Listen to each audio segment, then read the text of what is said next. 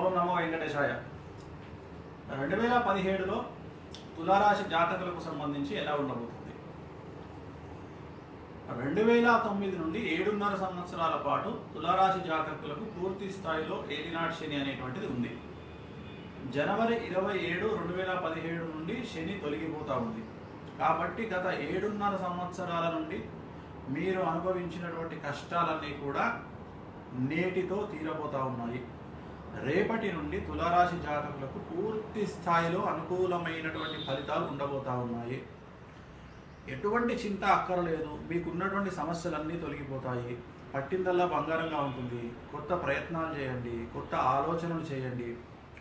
మీరు అనుకున్నటువంటి పనులన్నీ సాధిస్తారు. ఉద్రేకంగా పనులు చేయండి.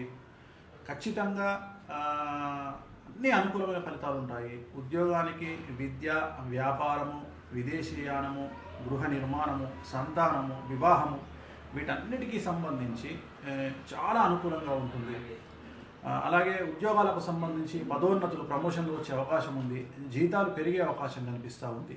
కాబట్టి ఏ విధంగా తీసుకున్నా 2009 నుండి కష్టాలు పడుతున్నటువంటి తులారాశి జాతకులకు 2017 నుండి 2019 డిసెంబర్ వరకు గోల్డెన్ టైంగా భావించాల్సి ఉంటుంది. కాబట్టి మీరు అనుకున్నటువంటి పనులన్నీ కూడా ఈ సంవత్సరం చేయడానికి ప్రయత్నించండి. అన్నిట్లో సక్సెస్ సాధిస్తారు.